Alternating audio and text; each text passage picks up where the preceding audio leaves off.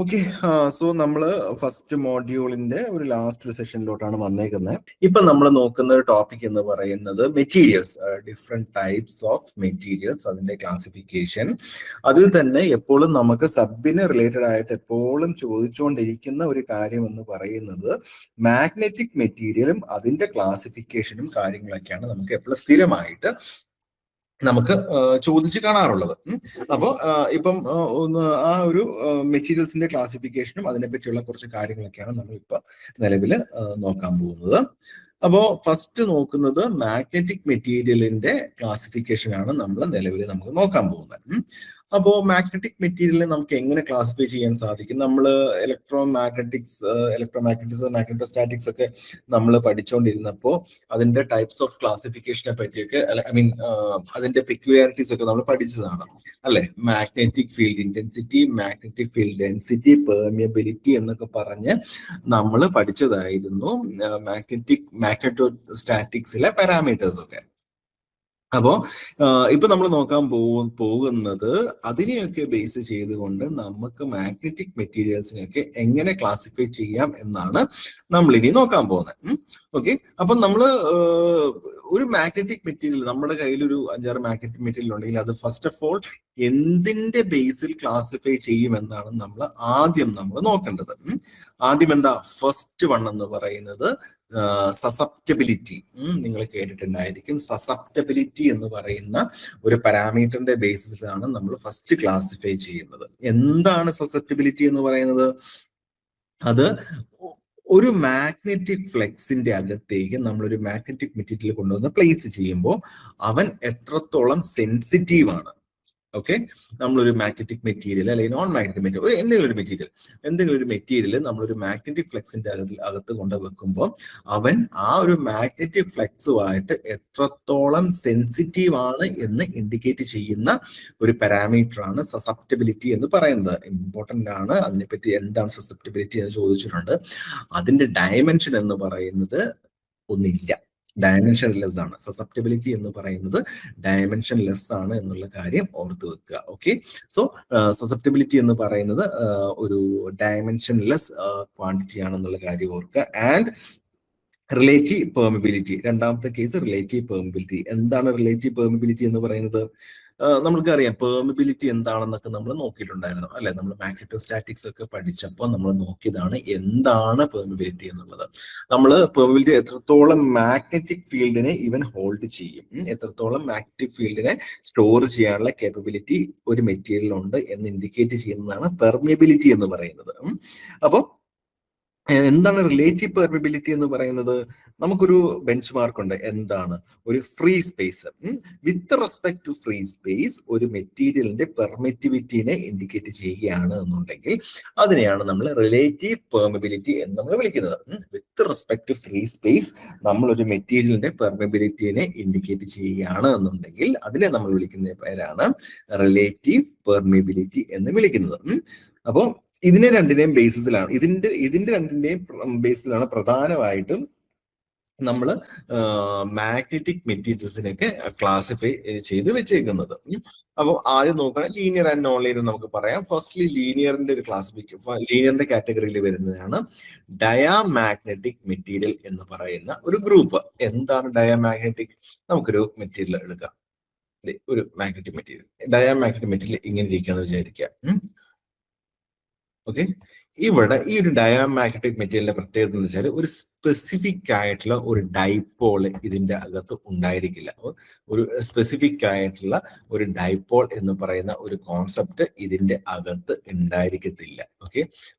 വളരെ റാൻഡം ആയിട്ടിരിക്കുന്ന കുറെ പാർട്ടിക്കിൾസിന്റെ ഒരു കൂട്ടമായിരിക്കും ഈ ഡയാമാഗ്നറ്റിക് മെറ്റീരിയൽസ് എന്ന് പറയുന്നത്. അല്ലാതെ ഒരു നോർത്ത് പോളോ സൗത്ത് പോളെന്നോ അങ്ങനെയുള്ള രീതിയിൽ ഒരു പ്രോപ്പർ ഒരു ഡൈപോൾ ഈ ഒരു മെറ്റീരിയലിന്റെ അകത്ത് നിലവിൽ ഉണ്ടാവില്ല. അതുകൊണ്ട് തന്നെ എന്ത് സംഭവിക്കും? ഞാൻ ഈ ഒരു മെറ്റീരിയലിനെ എടുത്തൊരു മാഗ്നറ്റിക് ഫീൽഡിലോട്ട് ഞാൻ ഇങ്ങനെ പ്ലേസ് ചെയ്യാണ്. ഇതിപ്പോ മാഗ്നറ്റിക് ഫീൽഡാണെന്ന് വിചാരിക്കുക. ഇങ്ങനെ മാഗ്നറ്റിക് ഫീൽഡിന്റെ അകത്തോട്ട് വെക്കുമ്പോൾ എന്ത് സംഭവിക്കും? ഇവൻ പ്രത്യേകിച്ചൊന്നും റെസ്പോണ്ട് ചെയ്യത്തില്ല. ആ ഒരു മാഗ്നറ്റിക് ഫീൽഡുമായിട്ട് യാതൊരു സെൻസിറ്റിവിറ്റിയും ഇവൻ എക്സിബിറ്റ് ചെയ്യത്തില്ല. ഇങ്ങനെയുള്ള സംഭവങ്ങളെയാണ് നമ്മൾ ഡയാമാഗ്നറ്റിക് മെറ്റീരിയൽ എന്ന് വിളിക്കുന്നത്. അതായത് ഒരു ഒരു സ്പെസിഫിക് ആയിട്ടുള്ള ഡൈപോള് അതിൻ്റെ അകത്ത് ഉണ്ടാവില്ല. അതുകൊണ്ട് തന്നെ ഇവനെ പിടിച്ച് ഒരു മാഗ്നറ്റിക് ഫീൽഡിന്റെ അകത്തോട്ട് വെക്കുമ്പോൾ അവൻ ആ ഒരു മാഗ്നറ്റിക് ഫീൽഡിനോട് പ്രത്യേകിച്ച് ഒരു റെസ്പോൺസ് ഒന്നും കാണിക്കത്തില്ല. ഓക്കെ, അങ്ങനെയുള്ള മെറ്റീരിയൽസിനെയാണ് നമ്മൾ ഡയാമാഗ്നറ്റിക് മെറ്റീരിയൽ എന്ന് പറയുന്നത്. ദാറ്റ് മീൻസ് സസെപ്റ്റബിലിറ്റി എന്തായിരിക്കും? സസെപ്റ്റബിലിറ്റി എന്ന് പറയുന്നത് ഞാൻ പറഞ്ഞു, അത് ഒരു മാഗ്നറ്റിക് ഫീൽഡിനോടുള്ള സെൻസിറ്റിവിറ്റിയാണ് അല്ലെ. അപ്പോൾ ഇവൻ പ്രത്യേകിച്ച് റെസ്പോൺസ് ചെയ്യില്ല. ദാറ്റ് മീൻസ് സെൻസിറ്റിവിറ്റി കുറവാണ് എന്ന് പറയാൻ സാധിക്കും. So value will be less than 0 എന്ന് നമുക്ക് പറയാൻ സാധിക്കും. ഐഡിയൽ കേസ് ആണ് പറയുന്നത്. ഇതും പ്രീവിയസ്ലി നമ്മുടെ പല സബിന്റെ എക്സാമിനും എയ്ഡ് എക്സാമിനൊക്കെ ചോദിച്ചിട്ടുള്ളതാണ്. പല മെറ്റീരിയൽസിന്റെയും സസെപ്റ്റബിലിറ്റിയുടെയും പെർമിബിലിറ്റിയുടെയും ഒക്കെ വാല്യൂസിനെ പറ്റിയുള്ള ചോദ്യങ്ങളൊക്കെ നേരത്തെ ചോദിച്ചിട്ടുള്ള കാര്യമാണ്. അപ്പോൾ ഡയാമാഗ്നറ്റിക് മെറ്റീരിയലിന്റെ സസെപ്റ്റബിലിറ്റിയുടെ വാല്യൂ എന്ന് പറയുന്നത് എത്രയാണ്? ലെസ് ദാൻ 0 ആണ്. ഓക്കെ, സോ ഡയാമാഗ്നറ്റിക് മെറ്റീരിയലിന്റെ സസെപ്റ്റബിലിറ്റിയുടെ വാല്യൂ എന്ന് പറയുന്നത് ലെസ് ദാൻ 0 എന്നുള്ള കാര്യം ഓർത്ത് നോക്കുക. ആൻഡ് റിലേറ്റീവ് പെർമിബിലിറ്റി എന്ന് പറയുന്നത് എന്താണ്? എത്രത്തോളം സ്റ്റോർ ചെയ്യാം, അത് വളരെ നെഗ്ലിജിബിൾ ആയിട്ടുള്ള ഒരു വാല്യൂ ആയിരിക്കും. That means less than or equal to 1. ശ്രദ്ധിക്കണം, ലെസ് ദാൻ 0 അല്ല. ഇതാണ് ലാസ്റ്റ്, എനിക്ക് തോന്നുന്നു ലാസ്റ്റ് സബിന് തന്നെയായിരുന്നു തോന്നുന്നു 2022 അതാണ് ഞാൻ തോന്നുന്നു ചോദിച്ചിട്ടുണ്ടായിരുന്നു. ഡയായിരുന്നു പാരയായിരുന്നു ഓർക്കുന്നില്ല. അതിന്റെ സസെപ്റ്റബിലിറ്റിയുടെയും പെർമിബിലിറ്റിയുടെയും വാല്യൂ ആയിരുന്നു ചോദിച്ചിട്ടുണ്ടായിരുന്നത്. അപ്പോൾ സസെപ്റ്റബിലിറ്റി എന്ന് പറയുന്നത് ലെസ് ദാൻ 0 ആണ്. ആൻഡ് റിലേറ്റീവ് പെർമിബിലിറ്റി എന്ന് പറയുന്നത് less than or equal to 1 ആണ്. ഒരു വാല്യൂ ഉണ്ട്, ബട്ട് അതൊരു ലെസ് ദാൻ 0 അല്ല. ഒരു പരിധി വരെ കുറച്ച് ഒരു പൊടിക്ക് സാധനം സ്റ്റോർ ചെയ്ത് വെക്കും. ഓക്കെ, സോ റിലേറ്റീവ് പെർമിബിലിറ്റി എന്ന് പറയുന്നത് less than or equal to 1 ആണ് വരുന്നത്. ബട്ട് പ്രാക്ടിക്കൽ കേസ് ഈ സസെപ്റ്റബിലിറ്റി ലെസ് ദാൻ 0 എന്നൊക്കെ പറഞ്ഞാലും അതിന്റെ പ്രാക്ടിക്കൽ വാല്യൂ എന്ന് പറയുന്നത് 10⁻⁻⁵, 10⁻⁵, 10⁻⁻7 ഒക്കെയാണ് ഒരു ഡയാമാഗ്നറ്റിക് മെറ്റീരിയലിന്റെ സസെപ്റ്റബിലിറ്റിയുടെ വാല്യൂ എന്ന് പറയുന്നത്. വളരെ നെഗ്ലിജിബിൾ ആയിട്ടുള്ള വാല്യൂ ആണ്. ബട്ട് ഐഡിയൽ കേസ് പറയുമ്പോഴേക്കും നമുക്ക് പറയുന്നത് ലെസ് ദാൻ 0 എന്നാണ് നമ്മൾ പറയുന്നത്. ആൻഡ് റിലേറ്റീവ് പെർമിബിലിറ്റി എന്ന് പറയുന്നത് less than or equal to 1 എന്നാണ് നമ്മൾ പറയുന്നത്. ഓക്കെ, ആൻഡ് രണ്ടാമത്തെ ക്ലാസിഫിക്കേഷൻ എന്ന് പറയുന്നതാണ് പാരാമാഗ്നറ്റിക് മെറ്റീരിയൽ. പാരാമാഗ്നറ്റിക് മെറ്റീരിയൽ എന്ന് പറയുമ്പോൾ ഒരു സ്പെസിഫിക് ആയിട്ടുള്ള ഒരു ഡൈപോൾ അവിടെ റാൻഡം ആയിട്ട് ഡിസ്ട്രിബ്യൂട്ട് ചെയ്തിട്ടുണ്ടായിരിക്കും.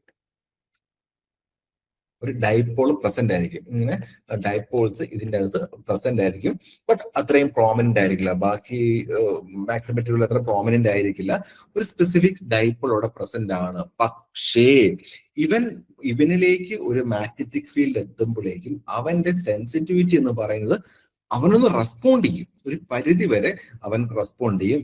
അത് പോളറൈസേഷൻ ഒക്കെ സംഭവിച്ച് പ്രോപ്പർ പോളറൈസേഷൻ ഒക്കെ ഒരു പരിധി വരെ മാത്രമേ അവൻ ചെയ്യുള്ളൂ. ദെൻ അത് റിമൂവ് ചെയ്ത് കഴിഞ്ഞാൽ പിന്നെ അവൻ പഴയ പോലെ തന്നെ ആയി മാറും. അപ്പോൾ സസെപ്റ്റബിലിറ്റി എന്ന് പറയുന്നത് ഗ്രേറ്റർ ദാൻ 0 ആണ്, but much less than other magnetic material ആയിരിക്കും. ഇതിന്റെ ഒരു നോൺ 0, ഒരു ഗ്രേറ്റർ ദാൻ 0 എന്ന് പറയുന്ന ഒരു കേസിലേക്ക് നമുക്ക് ഐഡിയൽ കേസ് പറയാൻ സാധിക്കും. ആൻഡ് റിലേറ്റീവ് പെർമിബിലിറ്റി എന്ന് പറയുന്നത് greater than or equal to 1 എന്ന് നമുക്ക് പറയാൻ സാധിക്കും. ഓക്കെ, സോ പാരാമാഗ്നറ്റിക് മെറ്റീരിയൽ എന്ന് പറയുന്നത് സസെപ്റ്റബിലിറ്റി എന്ന് പറയുന്നത് greater than 0, susceptibility greater than 0 ആണ്. ആൻഡ് റിലേറ്റീവ് പെർമിബിലിറ്റി എന്ന് പറയുന്നത് greater than or equal to 1 എന്ന് നമുക്ക് പറയാൻ സാധിക്കും. ഓക്കെ, സോ രണ്ട് കാര്യമാണ് ഉള്ളത്. പാരാമാഗ്നറ്റിക് മെറ്റീരിയലിന്റെ സസെപ്റ്റബിലിറ്റി എന്ന് പറയുന്നത് ഐഡിയൽ കേസിൽ ഗ്രേറ്റർ ദാൻ 0 ആണ് വരുന്നത്. ആൻഡ് റിലേറ്റീവ് പെർമിബിലിറ്റി എന്ന് പറയുന്നത് greater than or equal to 1 എന്ന് പറയാൻ സാധിക്കും. ബട്ട് പ്രാക്ടിക്കൽ കേസിൽ നമുക്ക് സസെപ്റ്റബിലിറ്റി എന്ന് പറയുന്നത് 10⁻⁻³ റേഞ്ച്, ഒരു 10⁻⁻1 to 10⁻⁻³ റേഞ്ചിലൊക്കെ നമുക്ക് പറയാൻ സാധിക്കും. ഒരു പരിധി വരെ അവൻ റെസ്പോണ്ട് ചെയ്ത് നിൽക്കും. ഓക്കെ, സോ ഇത് രണ്ടുമാണ് പാരാമാഗ്നറ്റിന്റെയും ഡയാമാഗ്നറ്റിക് മെറ്റീരിയലിന്റെയും സസെപ്റ്റബിലിറ്റിയുടെ റിലേറ്റീവ് പെർമിബിലിറ്റിയുടെ വാല്യൂ എന്ന് പറയുന്നത്. ആൻഡ് ഫെറോ മാഗ്നറ്റിക് മെറ്റീരിയൽ എന്താ? ഫെറോ മാഗ്നറ്റിക് ഇവന് കൃത്യം ഒരു ഡൈപോൾസ് ഉള്ള ഒരു ക്ലസ്റ്റേഴ്സ് ഇവിടെ കാണും. ഇങ്ങനെ കൃത്യമായിട്ടുള്ള ക്ലാസിഫൈ ചെയ്തിരിക്കുന്ന ഡൈപോൾസ്, കൃത്യമായിട്ട് ക്ലാസിഫൈ ചെയ്തിരിക്കുന്ന ഡൈപോൾസ് സ്പെസിഫിക്കലി അവിടെ ഉണ്ടായിരിക്കും. സ്പെസിഫിക് ആയിട്ട് ഡൈപോൾസ് ഉണ്ട്. അപ്പൊ സ്പെസിഫിക് ആയിട്ട് തന്നെ അവിടെ ഡൈപോൾസ് നിലനിൽക്കുന്നുണ്ട് ഒരു ferro magnetic materials. That means ഞാൻ ഒരു ഫ്ലെക്സ് ഇങ്ങനെ കൊടുക്കുമ്പോൾ, ഒരു മാഗ്നറ്റിക് ഫ്ലെക്സ് ഇങ്ങനെ കൊടുക്കുമ്പോൾ അവൻ സഡൻലി അപ്പോൾ തന്നെ നല്ല രീതിയിൽ സെൻസിറ്റീവ് ആണ്, റെസ്പോണ്ട് ചെയ്യും.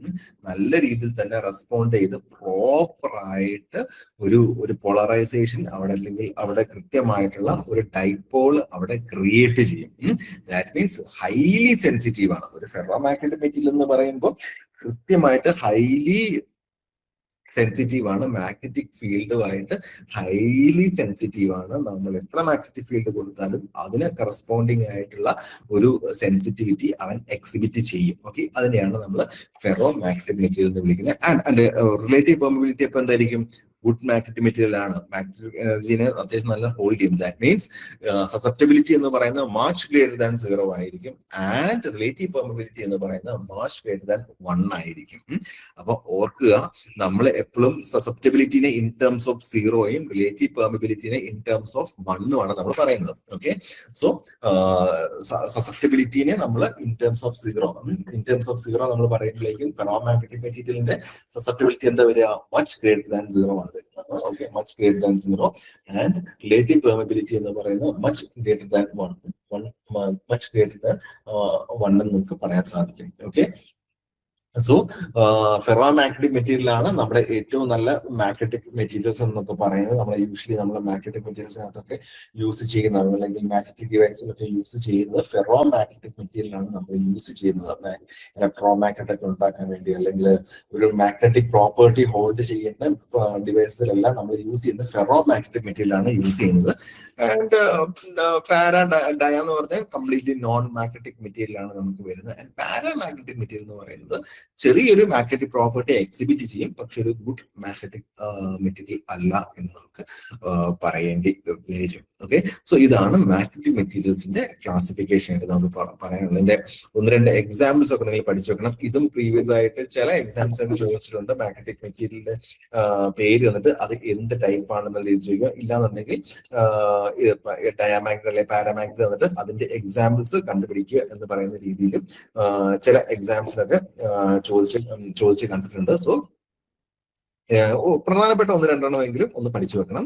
ഫസ്റ്റ് വൺ, ഡയാമാഗ്നറ്റിക് മെറ്റീരിയൽ എന്താണ്? എക്സാമ്പിൾ എന്ന് പറയുന്നത് ബിസ്മത്ത്, ലെഡ്, കോപ്പർ, സിലിക്കൺ. ഇതിനകത്ത് ബിസ്മത്ത്, കോപ്പർ, സിലിക്കൺ, ഇത്രയും കാര്യങ്ങൾ, ഇത്രയും സാധനങ്ങൾ നിങ്ങൾ കൃത്യമായിട്ട് ഓർത്ത് വെക്കണം. അത് യൂഷ്വലി 1-2 ചോദിച്ച് കണ്ടിട്ടുണ്ട് ഈ ഒരു വാല്യൂ, ഈ ഒരു എലമെന്റ്സിനെ പറ്റിയുള്ളത്. So bismuth, silicon, diamond, copper ഒക്കെ ഡയാമാഗ്നറ്റിക് മെറ്റീരിയൽ ആണ്. അതിന്റെ റേഞ്ച് എന്ന് പറയുന്നത് 10⁻⁵ റേഞ്ചിലാണ് ഡയാമാഗ്നറ്റിക് മെറ്റീരിയലിന്റെ ഒക്കെ സസെപ്റ്റബിലിറ്റി വാല്യൂ എന്ന് പറയുന്നത്. 10⁻⁵ റേഞ്ചാണ് വരുന്നത്. ആൻഡ് പാരാമാഗ്നറ്റിക് എന്ന് പറയുന്നത് എയർ, പ്ലാറ്റിനം, ടങ്സ്റ്റൺ. ഇതിൽ എയർ, ടങ്സ്റ്റണും ഓർത്ത് വെക്കണം. പ്ലാറ്റിനം ഒന്നും കുഴപ്പമില്ല, എയറും ടങ്സ്റ്റണും ഓർത്ത് വെക്കുക. അതിന്റെ റേഞ്ച് എന്ന് പറയുന്നത് 10⁻³ to 10⁻⁵ 10⁻³ to 10⁻⁵ റേഞ്ചിലാണ് അവരുടെ ഒരു റേഞ്ച് വരുന്നത്. ആൻഡ് ഫെറോ മാഗ്നറ്റിക് മെറ്റീരിയൽ എന്ന് പറയുന്നത് കൊബാൾട്ട്, നിക്കൽ പോലെയുള്ള കാര്യങ്ങളൊക്കെ ഫെറോ മാഗ്നറ്റിക് മെറ്റീരിയൽ ആണ് വരുന്നത്. അതിന്റെ കൂടെ ഓർത്തങ്ങനെ ക്യൂറി ടെമ്പറേച്ചർ എന്ന് പറയുന്ന ഒരു ടെമ്പറേച്ചറിനെ പറ്റി നിങ്ങൾ മനസ്സിലാക്കി വെക്കണം. എന്താണ് ക്യൂറി ടെമ്പറേച്ചർ? അത് നമ്മളിപ്പോ ഒരു ഫെറോ മാഗ്നറ്റ് ഒരു മെറ്റീരിയൽ എടുത്തിട്ട് ടെമ്പറേച്ചർ കൂട്ടുകയാണ്. ഒരു ഫെറോ മാഗ്നറ്റ് മെറ്റീരിയൽ എടുത്തു, എന്നിട്ട് നമ്മൾ ടെമ്പറേച്ചർ കൂട്ടി കൊടുക്കുമ്പോൾ ഒരു സർട്ടൺ ടെമ്പറേച്ചർ എത്തുമ്പോഴേക്കും ഈ ഒരു പറയുന്ന ഫെറോ മാഗ്നറ്റിക് മെറ്റീരിയൽ ഒരു പാരാമാഗ്നറ്റിക് മെറ്റീരിയൽ ആയിട്ട് ആക്ട് ചെയ്യും, അല്ലെങ്കിൽ അതിന്റെ ബിഹേവിയേഴ്സ് എക്സിബിറ്റ് ചെയ്യും. ഓക്കെ, സോ ഒരു ക്യൂറി ടെമ്പറേച്ചർ ലെവലിൽ എത്തുമ്പോഴേക്കും ഫെറോ മാഗ്നറ്റിക് മെറ്റീരിയൽ നേരെ പാരാമാഗ്നറ്റിക് മെറ്റീരിയൽ ആയിട്ട് അതിന്റെ ക്യാരക്ടറിസ്റ്റിക്സ് എക്സിബിറ്റ് ചെയ്യും. ആ ഒരു ടെമ്പറേച്ചറിനെയാണ് നമ്മൾ ക്യൂറി ടെമ്പറേച്ചർ എന്ന് നമ്മൾ വിളിക്കുന്നത്, ക്യൂറി ടെമ്പറേച്ചർ. സോ ഫെറോനെ പാര ആക്കാൻ വേണ്ടിയുള്ള, ഫെറോ മാഗ്നറ്റിക് മെറ്റീരിയലിനെ പാരാമാഗ്നറ്റിക് മെറ്റീരിയൽ ആയിട്ട് അല്ലെങ്കിൽ ബിഹേവിയർ എക്സിബിറ്റ് ചെയ്യുന്ന ഒരു ടെമ്പറേച്ചർ റേഞ്ചിനെയാണ് നമ്മൾ ക്യൂറി ടെമ്പറേച്ചർ എന്ന് നമ്മൾ വിളിക്കുന്നത്, ക്യൂറി ടെമ്പറേച്ചർ. ഓക്കെ, സോ ഇത്തരം കാര്യങ്ങളാണ് നമുക്ക് പ്രധാനമായിട്ട് മാഗ്നറ്റിക് മെറ്റീരിയൽസിൽ ക്ലാസിഫിക്കേഷൻസിൽ നമുക്ക് നോക്കാനുള്ളത്. ഇത് പ്രീവിയസ് ചോദിച്ചിട്ടുള്ളതാണ്, വളരെ ഇമ്പോർട്ടന്റ് ആണ്. ബാക്കി ഇതിനകത്ത് ബാക്കിയുള്ള കണ്ടക്ടർ, ഇൻസുലേറ്റർ, സെമി കണ്ടക്ടർ ഒക്കെയാണ് ഉള്ളത്. അതിൽ നിന്നൊന്നും വലിയ കാര്യമായിട്ട് ഞാനിതിന് ചോദ്യങ്ങൾ കണ്ടിട്ടില്ല. ബട്ട് ഇലക്ട്രിക്കൽ എഞ്ചിനീയറിംഗിന്റെ PSCയുടെ എക്സാമിൽ മാഗ്നറ്റിക് മെറ്റീരിയലിന്റെ ക്ലാസിഫിക്കേഷനിൽ നിന്ന് ഒരുപാട് ചോദ്യങ്ങൾ കണ്ടിട്ടുണ്ട്. അതിനകത്ത് ഏറ്റവും ഇമ്പോർട്ടന്റ് എന്ന് പറയുന്ന ഓരോ മെറ്റീരിയൽസിന്റെയും സസെപ്റ്റബിലിറ്റിയുടെയും റിലേറ്റീവ് പെർമിബിലിറ്റിയുടെയും വാല്യൂസ് വളരെ ഇമ്പോർട്ടന്റ് ആണ്. പല എക്സാംസിനും കണ്ടിട്ടുണ്ട്. 1-2 എക്സാമ്പിൾസും പഠിച്ചു വെക്കുക. അതിന്റെ ഓരോന്നിന്റെയും സസെപ്റ്റബിലിറ്റി റേഞ്ച് ആൻഡ് ക്യൂബറി ടെമ്പറേച്ചർ, അതിനെ ഇത്തരം കാര്യങ്ങൾ മാത്രമാണ് മാഗ്നറ്റിക് മെറ്റീരിയൽസിന്റെ ക്ലാസിഫിക്കേഷനിൽ നിന്ന് നിങ്ങൾക്ക് പഠിക്കാനുള്ളത്. ഓക്കെ, അപ്പോ എന്തെങ്കിലും സംശയം ഉണ്ടോ? ജസ്റ്റ് ഒന്ന് നോക്കിക്കേ. ഓക്കെ, അപ്പോ ക്ലിയർ ആണെന്ന് വിചാരിക്കുന്നു. ഇനിയിപ്പോ ചെറിയൊരു ടോപ്പിക്കാണ് വരുന്നത്, മെറ്റീരിയൽസിന്റെ ക്ലാസിഫിക്കേഷൻ. ഓക്കെ,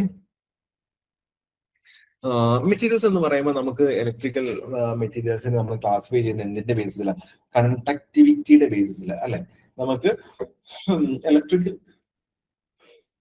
ഇലക്ട്രിക്കൽ എഞ്ചിനീയറിംഗിൽ മെറ്റീരിയൽസിൽ നമുക്ക് പ്രധാനമായിട്ട് ക്ലാസിഫൈ ചെയ്യാൻ പറ്റുന്നത് കണ്ടക്ടിവിറ്റിയുടെ ബേസിസിലാണ് നമ്മൾ ക്ലാസിഫൈ ചെയ്യുന്നത്. അതായത് അതിന്റെ റേറ്റ് ഓഫ് കണ്ടക്ടിവിറ്റി, റെസിസ്റ്റിവിറ്റിന്റെ ബേസിൽ നമുക്ക് ക്ലാസിഫൈ ചെയ്യാൻ സാധിക്കും. അങ്ങനെ നോക്കുകയാണെങ്കിൽ ഏറ്റവും പ്രധാനമായിട്ട് നമുക്ക് 3 തരത്തിലുള്ള മെറ്റീരിയൽസ് ആണ് നമുക്ക് നിലവിലുള്ളത്.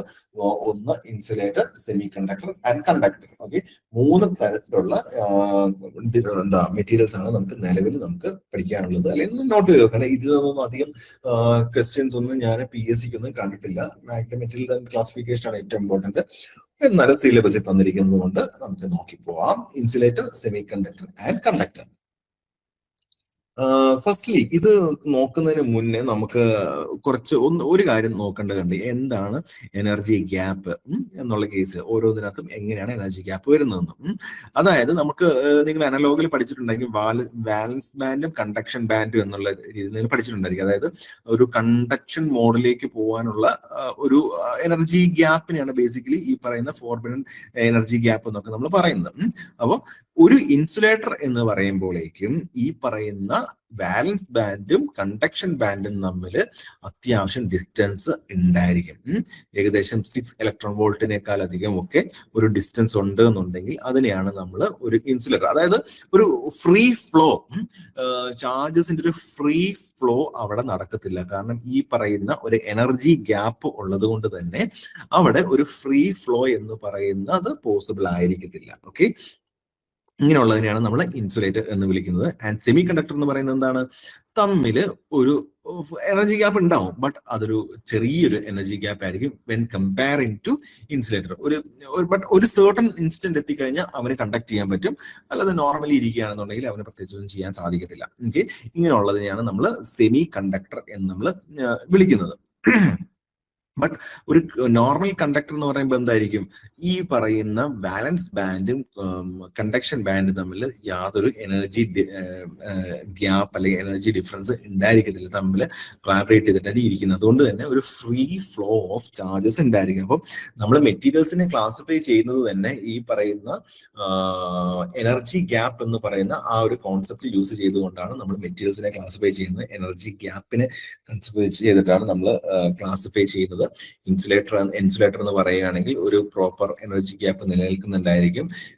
സെമി കണ്ടക്ടർ എന്ന് പറഞ്ഞാൽ ഒരു എനർജി ഗ്യാപ്പ് ഉണ്ടാകും. But when comparing to insulator that energy gap will be very much small. But ഒരു കണ്ടക്ടർ എന്ന് പറയുമ്പോൾ ഈ പറയുന്ന എനർജി ഗ്യാപ്പ് എന്ന് പറയുന്നത് ഉണ്ടായിരിക്കത്തില്ല. അതുകൊണ്ട് തന്നെ ചാർജസിന്റെ ഫ്രീ ഫ്ലോ അല്ലെങ്കിൽ ഫ്രീ മൂവ്മെന്റ് പോസിബിൾ ആയിരിക്കും. ഇതാണ് ഒരു എനർജിയുടെ ഒരു കേസിൽ നമ്മൾ പറയാൻ സാധിക്കുന്നത്. അപ്പൊ നമുക്ക് ആദ്യം കണ്ടക്ടറിനെ പറ്റി നോക്കാം. എന്താണ് കണ്ടക്ടർ എന്ന് പറയുമ്പോൾ നമുക്കറിയാം ഫ്രീ ഇലക്ട്രോൺസ്, ഒരുപാട് ഫ്രീ ഇലക്ട്രോൺസ് നിലനിൽക്കുന്നതാണ് നമുക്ക് കണ്ടക്ടേഴ്സ് എന്ന് പറയുന്നത്, അല്ലെ? ആ ഫ്രീ ഇലക്ട്രോൺസ് ഇരിക്കുന്നത് കൊണ്ട് തന്നെ ഒരു എക്സൈറ്റേഷൻ കിട്ടിയാൽ അല്ലെങ്കിൽ ഒരു പൊട്ടൻഷ്യൽ ഡിഫറൻസ് കിട്ടിയാൽ അവിടെ ഒരു കറണ്ട് ഫ്ലോക്ക് കേപ്പബിൾ ആണ്. ദാറ്റ് മീൻസ് അവിടെ ഹെവി കണ്ടക്ടിവിറ്റി എക്സിബിറ്റ് ചെയ്യും. ഒരു പൊട്ടൻഷ്യൽ ഡിഫറൻസ് ഉണ്ടെന്നുണ്ടെങ്കിൽ അവിടെ ഒരു ഹെവി കണ്ടക്ടിവിറ്റി നിലനിൽക്കും. അല്ലെങ്കിൽ ഇൻ ടേംസ് ഓഫ് റെസിസ്റ്റിവിറ്റി പറയുകയാണെന്നുണ്ടെങ്കിൽ വളരെ ചെറിയ റെസിസ്റ്റിവിറ്റി ആയിരിക്കും അവിടെ നിലനിൽക്കുന്നത്. That means 10⁻⁴ to 10⁻�6 ohm centimetre, അതായത് വളരെ നെഗ്ലിജിബിൾ ആയിട്ടുള്ള റെസിസ്റ്റിവിറ്റി മാത്രമായിരിക്കും അവിടെ നിലനിൽക്കുന്നത് കണ്ടക്ടേഴ്സിന്. ഇപ്പൊ നമ്മൾ കണ്ടക്ടേഴ്സിന്റെ ഒരു ബേസിക് കോൺസെപ്റ്റ് നിങ്ങൾക്ക് അറിയാമല്ലോ, അത് ഒരുപാട് ഫ്രീ ഇലക്ട്രോൺസ് കാണും. ബട്ട് അതിന് ടെമ്പറേച്ചർ കൂടുമ്പോൾ എന്ത് സംഭവിക്കും? ഞാൻ നിങ്ങളുടെ പറഞ്ഞിട്ടുള്ളതാണെന്ന് തോന്നുന്നു. ടെമ്പറേച്ചർ കൂടുമ്പോൾ എന്ത് സംഭവിക്കും? ഈ ചാർജസ് എല്ലാം കൂടെ എക്സൈറ്റഡ് ആവും. അവന്മാരെല്ലാം കൂടെ എക്സൈറ്റഡ് ആയിട്ട് അങ്ങോട്ടും ഇങ്ങോട്ടും കൊളൂഷൻ നടക്കുകയും അതുവഴി ഒരു കറണ്ട് ഫ്ലോ പോസിബിൾ അല്ലാതിരിക്കുകയും ചെയ്യും. അങ്ങനെയാണ് ടെമ്പറേച്ചർ കൂടുമ്പോൾ റെസിസ്റ്റൻസ് കൂടുമെന്ന് നമ്മൾ കണ്ടക്ടറിന്റെ കേസിൽ നമ്മൾ പറയുന്നത്.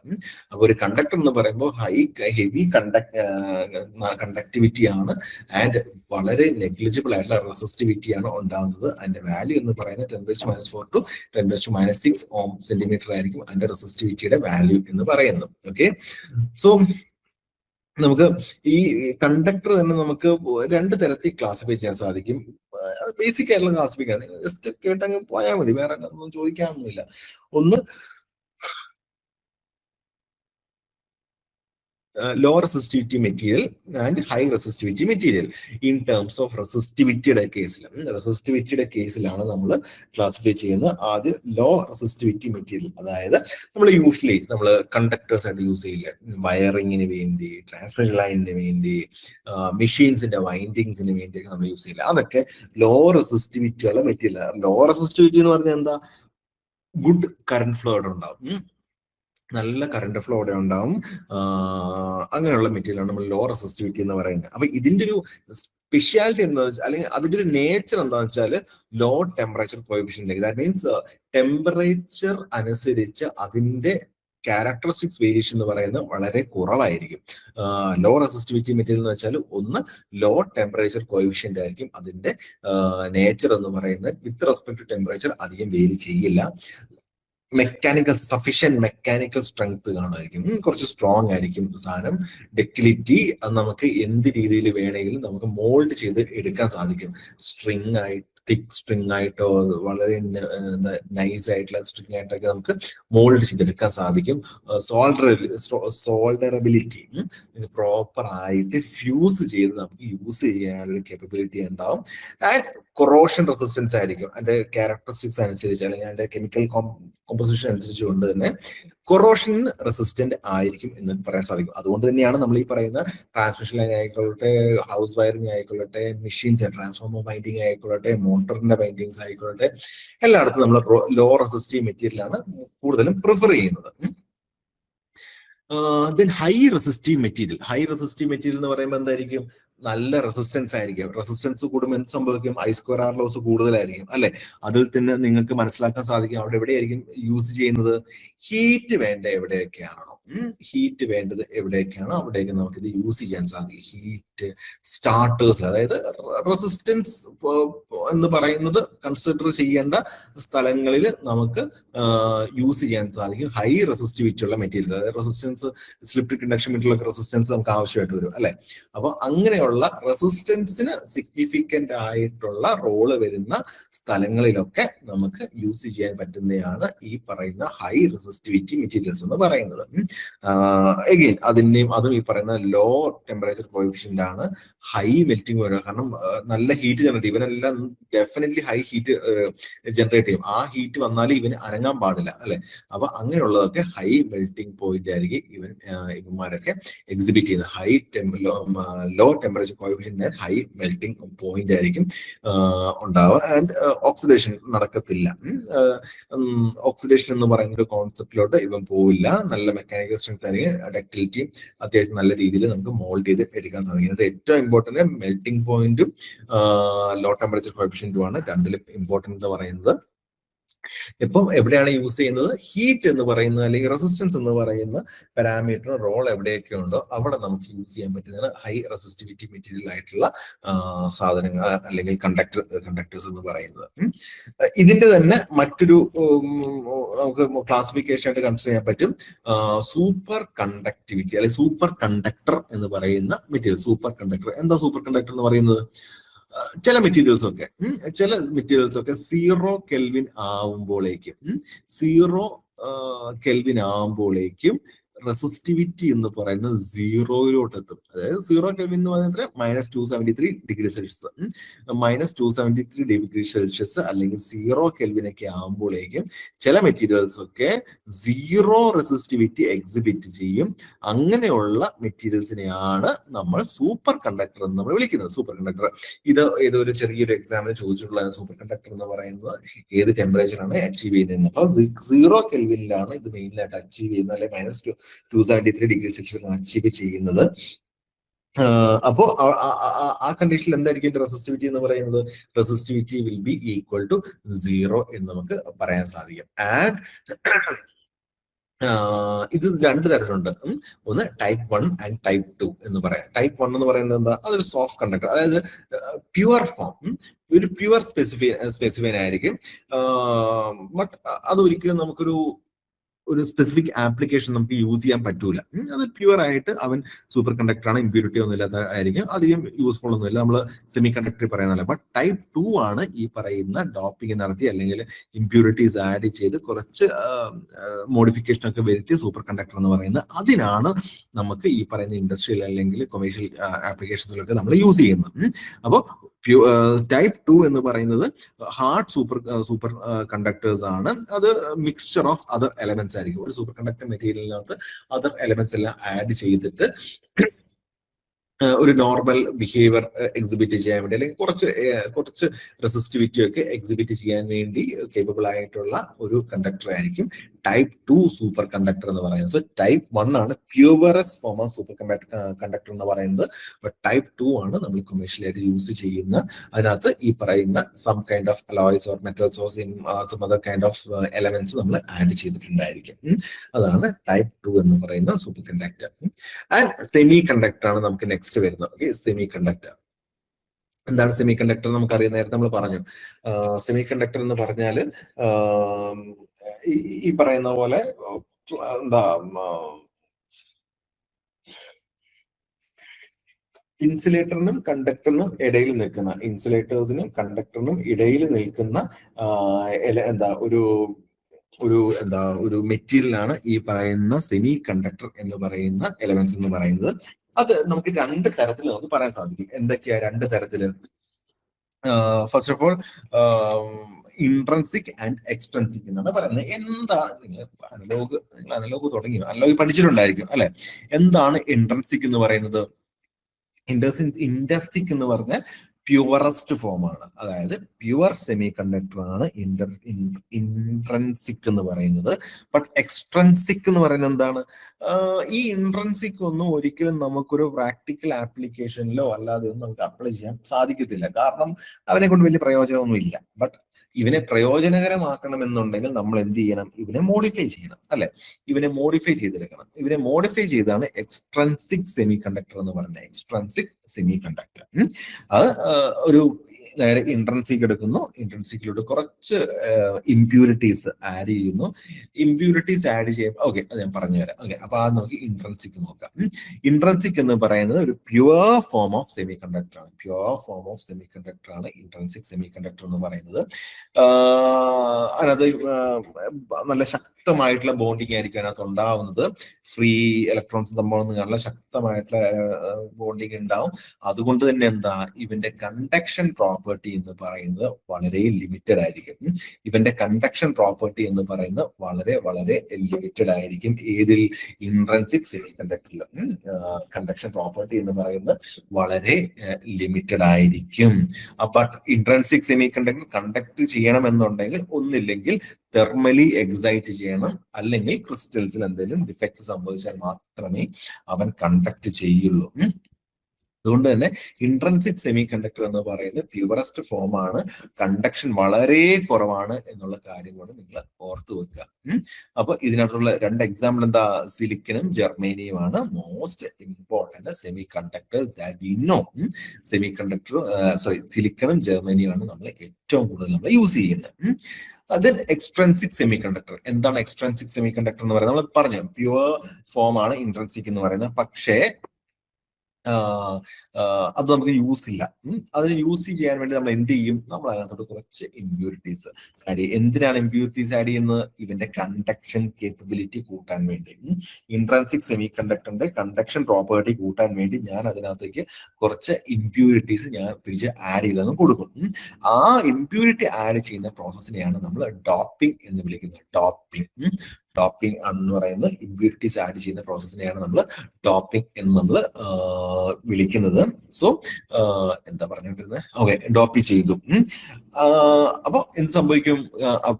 അവിടെ ഇമ്പ്യൂരിറ്റീസ് ആഡ് ചെയ്യുമ്പോൾ തന്നെ ഫ്രീ ഇലക്ട്രോൺസ് കാണും. അതുകൊണ്ട് തന്നെ അവന് ഒരു എന്ത് സംഭവിക്കും? ഒരു കണ്ടക്ഷൻ കേപ്പബിലിറ്റി ഇൻക്രീസ് ചെയ്യും. അപ്പൊ ഈ ഇമ്പ്യൂരിറ്റീസ് ആഡ് ചെയ്യുമ്പോഴേക്ക് ഇവന്റെ ആ ഒരു കണ്ടക്ട് ചെയ്യാനുള്ള കേപ്പബിലിറ്റി കൂടുകയും അവൻ ഒരു ഗുഡ് കണ്ടക്ടിങ് മീഡിയമായിട്ട് ആക്ട് ചെയ്യുകയും ചെയ്യും. അപ്പൊ നമ്മൾ പറഞ്ഞ ഡോപ്പിങ്ങിന്റെ കേസ് പറഞ്ഞു. നമുക്ക് 2 തരത്തിൽ ഡോപ്പ് ചെയ്യാൻ ഇതിനകത്ത്. എന്തൊക്കെയാ? എൻ ടൈപ്പ് ഒരു ഡോപ്പിംഗ്, അതായത് ഒരു പെന്റാവാലന്റ്, അതായത് അതിന്റെ വാലൻസ് ബാൻഡിൽ 5 ഇലക്ട്രോൺസ് ഉള്ള ടൈപ്പ് ഇമ്പ്യൂരിറ്റീസ് ആഡ് ചെയ്യും. അത് എന്ന് പറയുന്നത് phosphorus, arsenic, bismuth and antimony. Phosphorus, arsenic, bismuth, antimony. Phosphorus, arsenic, bismuth, antimony. ഈ 4 ഏറ്റവും പ്രധാനപ്പെട്ടത്. ഈ ഒരു 4 പെന്റാവാലന്റ് ആറ്റംസ് ആണ്. അതായത് അതിന്റെ വാലൻസ് ബാൻഡിൽ 5 ഇലക്ട്രോൺസ് ആയിരിക്കും ഉണ്ടാവുന്നത്. അപ്പൊ അതുകൊണ്ട് തന്നെ ഫ്രീ ഇലക്ട്രോൺസ് അവിടെ നിലനിൽക്കും. അവന്മാരെ എടുത്ത് ആഡ് ചെയ്യുകയാണെന്നുണ്ടെങ്കിൽ എന്താണ്? അവിടെ ഇലക്ട്രോൺസ് ആയിരിക്കും കൂടുതൽ ഉണ്ടാവുക.